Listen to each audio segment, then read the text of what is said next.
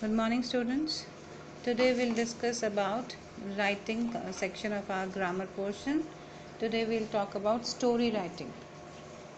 Story writing में देखिए क्या दे रखा है आपको कि स्टोरी लिखनी होती है हमको. Story is a description of related events. The narrator recounts a series of occurrences pertaining to a particular span of time by the way of weaving words to recreate them in the mind of the reader. इस तरह से शब्दों का जाल बनाना है कि जो पढ़ रहा है आपकी कहानी उसके दिमाग में एक पिक्चर सी बनती चली जाए. Have you ever wondered from where do the writers get idea for their story? Imagine how many ideas it takes to create a story or for that matter a novel. Writers don't always get those ideas in one go. They get their ideas from multiple sources and combine them all to make an original story. Writer क्या करते हैं कि अलग अलग जगह से idea लेते हैं, शॉर्ट नोट्स बनाते रहते हैं और फिर उन सबको मिलाकर एक स्टोरी बनाते हैं. कैसे कैसे जगह से देखते हैं अपन आइडियाज़, जैसे कि कोई फ़नी सिचुएशन हो, कोई इंटरेस्टिंग लोग हों, कोई स्कूल में कोई इंसिडेंस हो गया हो, कई सारी चीज़ें मिला कर हम एक स्टोरी बनाते हैं. अब देखिए जो इम्पोर्टेंट है, points to remember while you write your story. क्या क्या देखना होता है हमको पॉइंट्स. How to start. सबसे पहले और सबसे इम्पॉर्टेंट जो एस्पेक्ट होता है स्टोरी का वो होता है स्टार्टिंग पॉइंट. इस स्टार्टिंग पॉइंट में आपको इंट्रोड्यूस करने होते हैं जिसके बारे में आप कहानी लिख रहे हैं. For example rabbit and tortoise की कहानी अगर आप लिख रहे हैं तो आपको इंट्रोड्यूस करना पड़ेगा रैबिट कौन है, उसका क्या नेचर है, किस तरह का उसका बिहेवियर है. फिर आप टॉर्टोइस को इंट्रोड्यूस करेंगे. फिर आप ये स्टोरी शुरू क्यों हुई, किस हालात में शुरू हुई, क्या इसका रेलेवेंस है, वो इंट्रोड्यूस करेंगे. तो ये सारी चीज़ें आती हैं स्टार्टिंग में. अब देखिए जो मिडिल सेक्शन, जो सबसे बड़ा सेक्शन होता है स्टोरी का, वो होता है मिडिल सेक्शन. मिडिल सेक्शन में आप बताते हैं कि क्या क्या हुआ, एक्टिविटीज़ क्या क्या हुई और फिर वो किस तरह से कंक्लूजन की तरफ बढ़ रही थी स्टोरी. मिडिल सेक्शन इतना डिटेल नहीं होना चाहिए कि लोग आपकी एंडिंग ही ना पढ़ें. सो थोड़ा सा उसमें लास्ट में मिस्ट्री छोड़ना होता है. और लास्ट पैरा या 2 पैराज जो होते हैं वो होते हैं एंडिंग के, जिसमें आप अपनी स्टोरी को कंक्लूड करते हैं, मतलब समेटते हैं कि क्या क्या आपकी स्टोरी में आना चाहिए लास्ट में. और लास्ट लाइन जो होती है ज़्यादातर स्टोरी की वो होती है बॉटम लाइन, जो कि मॉरल ऑफ द स्टोरी होता है कि इस स्टोरी से क्या सीखने को मिला, वो लिखना होता है. ध्यान रखेंगे स्टोरी में 5 पॉइंट इंपॉर्टेंट होते हैं. सबसे पहले स्टोरी में होता है title.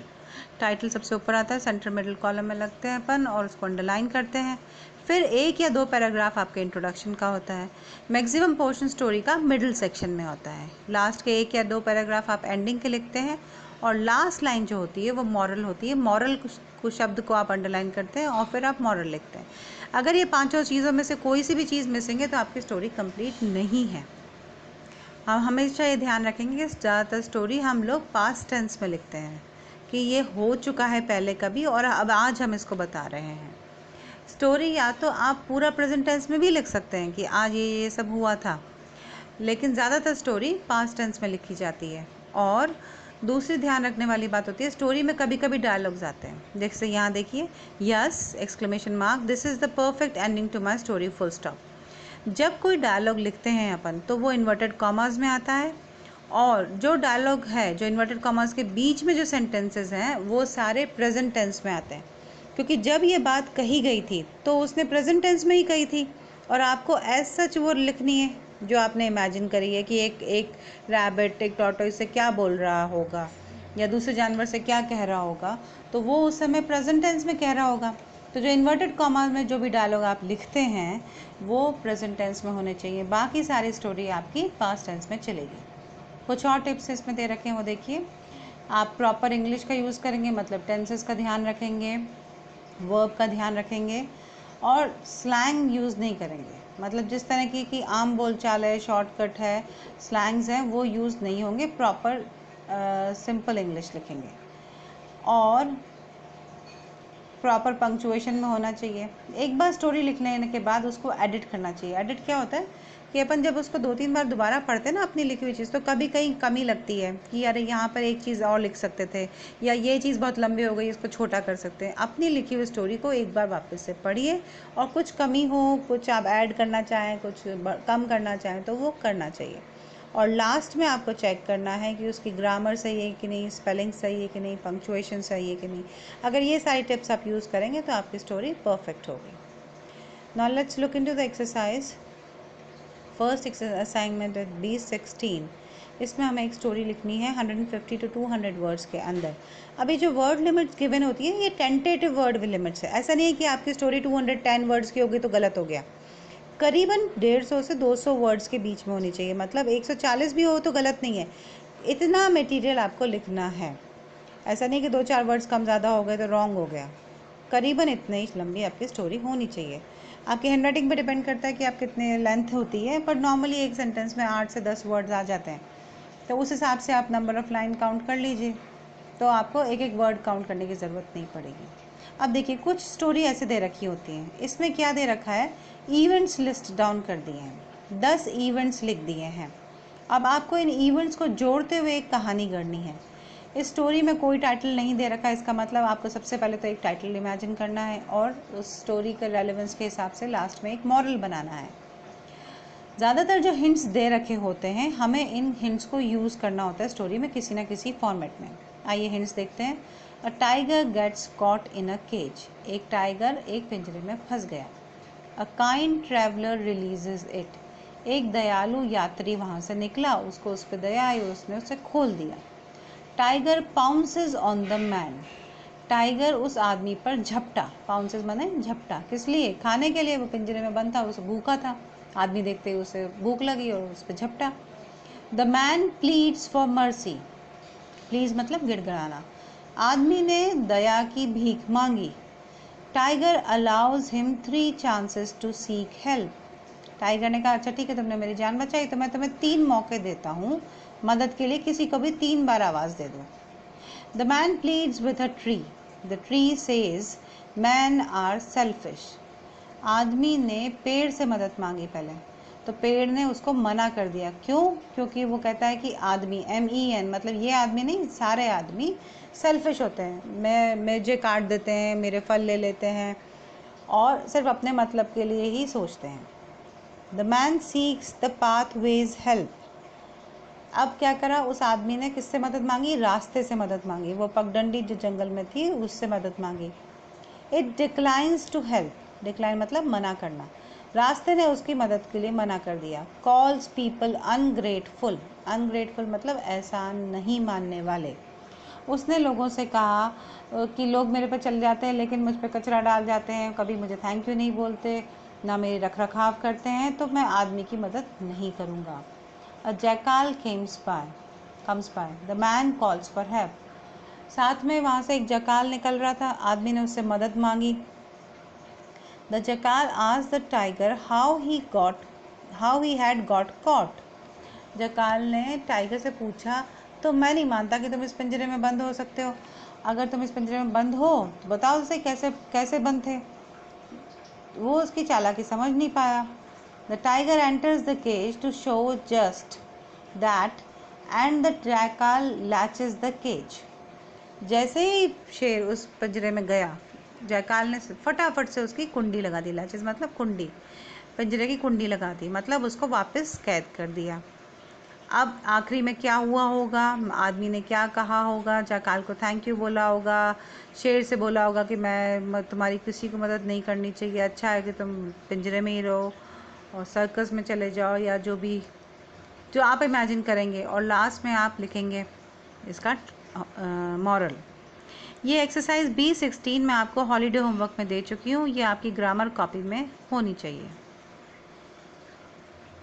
Exercise B17, write an interesting story, justify the proverb, slow and steady wins the race. Word limit 150 to 200. अब यहाँ पर आपको दे रखा है एक प्रोवर्ब। प्रोवर्ब मतलब क्या? मुहावरा या कहावत। और यहाँ पर है slow and steady wins the race, मतलब जो धीरे धीरे मेहनत करता रहता है वो ज़रूर एक दिन कामयाब होता है। ये स्टोरी आपको पता होगी, खरगोश और कछुए की कहानी है। अब आप इसको slow and steady wins the race को आप टाइटल में भी यूज़ कर सकते हैं, slow and steady wins race को आप मॉरल में भी यूज़ कर सकते हैं। पर ये जब पढ़ने में देखने में लगता है तो ये मॉरल ही लगता है, तो आपको एक टाइटल बनाना पड़ेगा। क्या होगा? The hare and the tortoise, the rabbit and the tortoise, वो आप टाइटल बना लीजिए। फिर आप एक पैराग्राफ का इंट्रोडक्शन देंगे, जैसा कि मैंने पहले बताया, इंट्रोड्यूस कीजिए रैबिट को और उसका नेचर कैसा था, घमंडी था और फिर एक कछुए का इंट्रोड्यूस कीजिए कि उसी जंगल में एक कछुआ रहता था और वो कैसा था, मेहनती था, चुपचाप रहता था, जिस भी तरह का आप उसको कैरेक्टराइजेशन करना चाहें। फिर एक दिन क्या हुआ, हंसा रैबिट कछुए पर, फिर उसने उसको चैलेंज किया ताकि उसकी मजाक उड़ सके। और फिर आप मिडिल सेक्शन बताइए किस तरह से रेस हुई और लास्ट में कंक्लूजन कौन जीता और क्या रैबिट पछताया अपने घमंड पर। और फिर लास्ट में इसी लाइन को आप मॉरल के रूप में यूज़ कर सकते हैं। ये आपको पोस्टल टेस्ट में एक्टिविटी दे रखी थी तो आपने सबमिट कर दी है, आपकी कॉपी में भी ये होना चाहिए। Exercise B18, incorporate the following words and phrases in a folk tale that is the grandmother's story।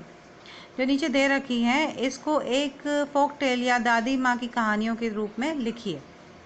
A monkey on a tree laden with fruits, monkey था एक पेड़ पे जो फलों से भरा हुआ था। रिवर, एक नदी थी। आउट ऑन द बैंक, नदी के किनारे पर। अ क्रोकोडाइल, एक मगरमच्छ था। गेव फ्रूट्स, मंकी ने क्रोकोडाइल को फ्रूट्स दिए। बिकेम फ्रेंड्स, दोनों में दोस्ती हो गई। ग्रीडी वाइफ, क्रोकोडाइल की एक लालची पत्नी थी जिसको फल ला के दिए उसने, तो उसने वाइफ ने कहा कि अरे जो इतने मीठे फल खाता है उसका दिल भी कितना मीठा होगा, उसको अब बंदर का दिल खाना था। Wanted the monkeys heart. Mid stream, बहला फुसला के क्रोकोडाइल मंकी को अपने घर खाने पे लेकर आया और आधे रास्ते में, मिड स्ट्रीम मतलब बीच नदी में। ट्रुथ, क्रोकोडाइल ने मंकी को सच बताया। Quickly climbed up the tree, और बंदर ने उसको किस तरह से बेवकूफ़ बनाया और वापस अब पेड़ पर चढ़ गया। अब इस स्टोरी को आपको लिखना है, ये पॉइंट्स आपको यूज़ करने हैं। देखिए आप देखें पिक्चर फॉर दैट। देखिए ये पेड़ पर एक रहता है बंदर और ये मगरमच्छ पानी में रहता है। इसको एक दिन भूख लगी तो इसने फल खिलाए, दोनों में दोस्ती हो गई। इसने घर आके कुछ मीठे फल अपनी वाइफ को खिलाए तो उसने कहा अरे कितना मीठा फल है, ये मंकी रोज़ खाता है इन मीठे फलों को, तो इसका दिल भी कितना मीठा होगा, तो मुझे अब इसका दिल चाहिए। क्रोकोडाइल अगले दिन मंकी को बोला चलो मेरे घर चलो खाना खाने के लिए। उसने राज़ी हो गया, वो उसके पीठ पे बैठ गया। आधे रास्ते पर उसने उसको बताया कहानी कि मेरी पत्नी को तुम्हारा दिल खाना था, तो उसने इसको बेवकूफ़ बनाया। उसने कहा पेड़ पे रह गया मेरा दिल, तो वापस चलो। मगरमच्छ को समझ में नहीं आई उसकी चालाकी, वो पेड़ पे उसको वापस ले आया और जैसे ही वो किनारे पे पहुंचने ही वाला था वो कूद के पेड़ पे चढ़ गया। बोले अब मैं तुम्हारे झांसे में नहीं आऊँगा, तुम लालची हो, बेईमान हो, अच्छे दोस्त नहीं हो। ये स्टोरी मैं आप लोगों के लिए लिख के लाए हूँ। देखिए टाइटल दिया है इसका the monkey and the crocodile. अब ये इंट्रोडक्शन है इसका। देखिए once there lived a monkey on a tree filled with fruits. The tree was near a beautiful river surrounded by mountains. एक समय की बात है, एक मंकी था जो एक पेड़ पे रहता था। उस पेड़ पे बहुत सारे फ्रूट्स लगे हुए थे। जो पेड़ था वो एक खूबसूरत नदी के पास था, सराउंडेड बाय माउंटेन्स। अब आप देखेंगे कि इस हिंट में कहीं भी माउंटेन्स नहीं है, रिवर करके लिख दिया था। अब ये राइटर की इमेजिनेशन है कि नदी है, पहाड़ है, खूबसूरत जगह है, तो ये आप ऐड कर सकते हैं। सेकेंड पैराग्राफ देखिए, अभी हमने मंकी को इंट्रोड्यूस किया, सेकेंड पैराग्राफ में हम क्रोकोडाइल को इंट्रोड्यूस करते हैं। On the banks of the river, a huge crocodile used to come every day. He became friends with monkey who used to give him fruits from the tree. उस नदी के किनारे पर एक बड़ा क्रोकोडाइल रहता था। द वर्ड ह्यूज हमें हिंट में नहीं दे रखा, हमने ये एडजेक्टिव अपने मर्जी से लगाए हैं। आप डिस्क्राइब कर सकते हैं, कई सारे एडजेक्टिव्स यूज़ कर सकते हैं। और उसमें और मंकी में दोस्ती हो गई क्योंकि वो रोज़ उसको फल खाने को देता था। Now the middle section. One day the crocodile took those fruits to his wife. The greedy wife said to him, imagine how sweet the monkey's heart would taste because he eats these sweet fruits every day. She asked crocodile to bring the monkey home. एक दिन जब crocodile वो अपने मीठे फल अपनी wife के लिए ले गया तो उसे खा के उसकी वाइफ बोली कि इतने मीठे फल खाने वाले का हार्ट भी कितना टेस्टी होगा, मुझे इसके क्रोकोडाइल को घर लेकर आओ, मुझको उसका हार्ट खाना है। Next day, the crocodile went to the monkey and invited him to his home for lunch. He even offered the monkey ride on his back. अगले दिन क्रोकोडाइल ने बंदर को लंच पे घर बुलाया और उसने कहा कि मुझे तैरना नहीं आता, तो उसने कहा ठीक है मेरी पीठ पे बैठ जाओ। When they crossed the midstream, the crocodile told the truth. The monkey got an idea to escape. He said, "Oh, I left my heart on the tree. Let us go back and bring it." आधे रास्ते पर crocodile ने उसे सच बताया। Monkey को एक भागने का आइडिया मिला और उसने कहा कि मैं तो अपना दिल पेड़ पर ही छोड़ आया हूँ, चलो वापस चलें और उसको लेकर आते हैं। Now this is conclusion. The foolish crocodile brought him back. The monkey quickly climbed up the tree and escaped. बेवकूफ़ क्रोकोडाइल उसको किनारे पे ले आया और जैसे ही किनारा पास आया वो कूद के पेड़ पे चढ़ गया। अब मंकी ने उसे कुछ कहा। ये इन्वर्टेड कॉमास में आपको एक डायलॉग लिखना है। ये सेंटेंस मैंने कंप्लीट नहीं करा है, यहाँ पे आप लोगों के लिए छोड़ा है कि क्या कहा होगा मंकी ने। अफसोस किया होगा कि उनकी दोस्ती टूट गई, खुश हुआ होगा कि उसकी जान बच गई, या मगरमच्छ को बुरा भला कहा होगा कि तुम एक गंदे दोस्त हो। ये आपकी मर्जी पर है, ये सेंटेंस आपको लिखना है। The monkey told the crocodile that, inverted comma में लिखिए डायलॉग। और लास्ट में क्या मॉरल है? The person who wants to cheat other will be cheated and lose everything. कोई व्यक्ति अगर किसी दूसरे को धोखा देना चाहता है तो खुद उसी के साथ धोखा हो जाता है। नेक्स्ट एक्सरसाइज है B19। B19 देखिए, a student of class 8th was asked to write one story each. Meena began well but fell short of ideas and was unable to complete her story. Help her to complete the story in about 150 to 200 words. अब 8th class को homework मिला था कि एक story लिखो। मीना ने story लिखनी शुरू करी लेकिन बीच में अटक गई। मदद करिए उसकी। मतलब कहने का क्या है कि स्टार्टिंग आपको गिवन है स्टोरी की, ना टाइटल गिवन है ना मॉरल गिवन है, आपको सिर्फ स्टार्टिंग गिवन है। आपको यही स्टार्टिंग लिखते हुए कहानी बनानी है, टाइटल बनाना है और मॉरल बनाना है। Once a woodcutter was cutting a branch of tree on the bank of a river. His axe accidentally fell into the river. He began to curse the river. The river god appeared before him dash dash dash. ये पढ़कर आप अपनी story तो समझ गए होंगे। देखिए, hint के लिए आपका यहाँ दे रखा है कि स्टोरी का नाम हो सकता है एन ऑनेस्ट वुड कटर और मॉरल हो सकता है honesty is the best policy. Starting हमें वही लिखनी है जो यहाँ पे गिवन है। इस स्टार्टिंग को आप चेंज नहीं कर सकते, पर उसके आगे आप ऐड ऑन कर सकते हैं कि एक गरीब को लकड़ी काटने वाला था, वो जंगल में लकड़ी काटने गया, नदी किनारे पहुँचा, उसकी नदी में गिर गई उसके कुल्हाड़ी और वो उसमें पानी में कूदा और उसकी कुल्हाड़ी निकालने की उसने कोशिश भी करी लेकिन उसे मिली नहीं, तो वो बैठ के रोने लगा। अचानक पानी में से देवी प्रकट हुई और ये ध्यान रखेंगे क्वेश्चन में यहाँ पे दे रखा है रिवर गॉड, गॉडेस नहीं दे रखा है, तो ये पिक्चर इससे रिलेटेड नहीं है, ये मैंने अलग से सर्च करके लगाई है, तो आपको इसमें रिवर गॉड ही बताना है। उसने आके पूछा भाई क्यों रो रहे हो तुम, तो इसने अपने देवता को सब कहानी बताई और फिर देवता पानी में जाके और एक सोने की कुल्हाड़ी ले आए। वुडकटर ने मना किया, नहीं नहीं मेरी कुल्हाड़ी सोने की नहीं थी, तो वो वापस पानी में गया और फिर वापस एक कुल्हाड़ी निकाल के लाया। इस बार वो चांदी की कुल्हाड़ी लेकर आया, तो वुडकटर ने फिर मना किया कि नहीं नहीं मेरे पास चांदी की कुल्हाड़ी नहीं, सादी लोहे की कुल्हाड़ी थी। लास्ट टाइम फिर देवता पानी में से सादी कुल्हाड़ी लेकर आया, तो वो वुडकटर खुश हो गया कि हाँ यही तो मेरी थी कुल्हाड़ी। खुश होके देवता ने उसको तीनों सोने चांदी और लोहे की कुल्हाड़ी उसको दी कि तुम ईमानदार हो, ये तुम्हारा प्राइस है। This story was given to you as a homework, so you have to complete. You can take pause करके आप ये सेंटेंसेस भी यूज़ कर सकते हैं, इनको मिलाकर आपको एक स्टोरी बनानी है। Now last exercise B20। Given below is an unfinished story, complete the same. अब यहाँ पे भी क्या है, एक अनफिनिश्ड स्टोरी है, मतलब स्टार्टिंग गिवन है, टाइटल हमें नहीं दे रखा, मॉरल हमें नहीं दे रखा, हमें स्टार्टिंग का 2 लाइन का 3 लाइन का इंट्रोडक्शन दे रखा है, तो हमें 1 पैराग्राफ या 2 पैराग्राफ का इंट्रोडक्शन बनाना है, 3 से 4 पैराग्राफ का मिडिल सेक्शन और 1 या 2 पैराग्राफ की एंडिंग और मॉरल। आइए देखिए। Once a stag who came to a river to drink water noticed his own reflection in it. What lovely horns I have, he said with great pride. But the sight of his thin and ugly legs filled him with hatred. आप समझ ही गए होंगे ये story कौन सी है। चलिए ये story मैं आपको बता देती हूँ। मैंने नाम दिया है इसका द फुलिश स्टैग, आप इसमें कोई और नाम भी दे सकते हैं। Once a stag who came to a river to drink water noticed his own reflection in it. एक बार एक मेल हिरन, स्टैग का मतलब क्या होता है, बारहसिंगा, जो मेल हो, क्योंकि बारहसिंगा के ही बड़े और लंबे सींग होते हैं, जो फीमेल हिरन होती है उसके इतने बड़े सींग नहीं होते। वो नदी में झुका पानी पीने के लिए, और जब उसने अपना ही रिफ्लेक्शन देखा पानी में तो खुद को देखते ही खुश हो गया, कहता कितना खूबसूरत हूँ मैं। What lovely horns I have, he said with great pride, but the sight of his thin and ugly legs filled him with hatred. और उसने कहा कि मेरे हिरन ने अब खुद की तारीफ करी कि मेरे सींग कितने खूबसूरत हैं, लेकिन जैसे ही उसकी नज़र अपने पतले पाँव पे गई तो उसने कहा कि अरे कितना गंदे पाँव है मेरे, और अपने ही पाँव से नफरत करने लगा। यहाँ तक का हमें क्वेश्चन में गिवन है। I just added one more line, he cursed his leg, वो अपने पाँव को कोसने लगा कि इतने बदसूरत है। आप कुछ और भी लिख सकते हैं इसमें। Now to the middle section. Suddenly he heard the barks of hunting dogs who were following him along with a hunter.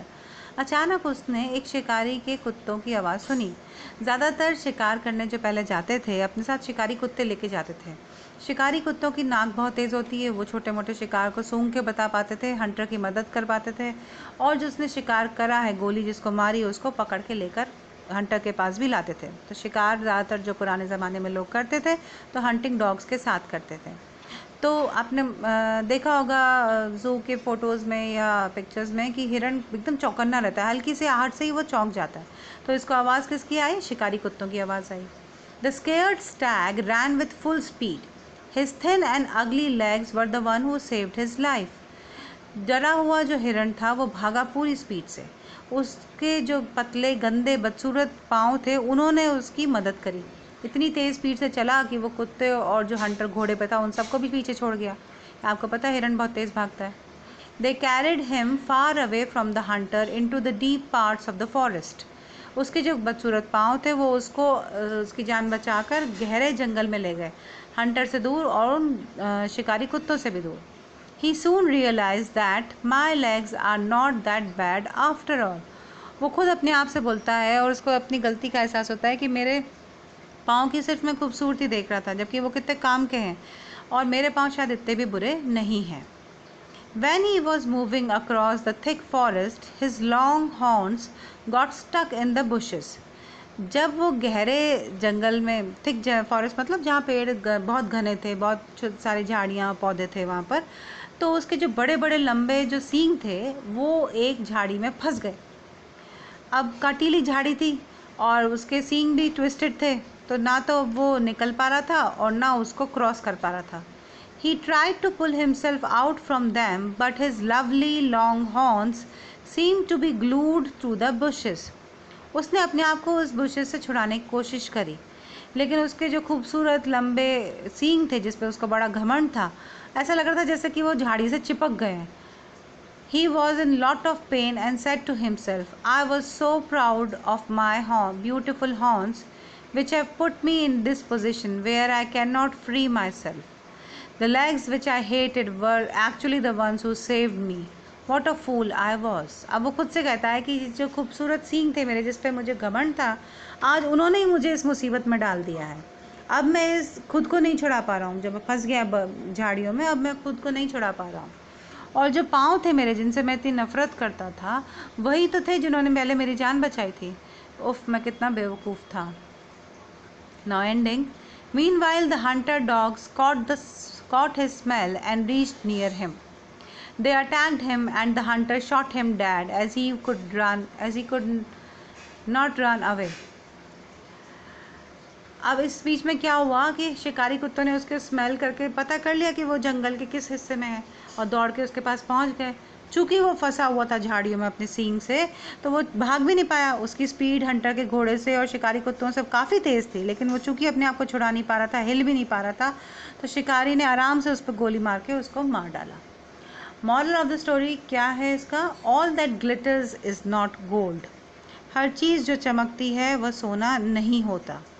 आप कुछ और मॉरल भी लिख सकते हैं कि हमें घमंड नहीं करना चाहिए, या जैसा भी आप चाहें। So this complete our discussion today. Thank you, class.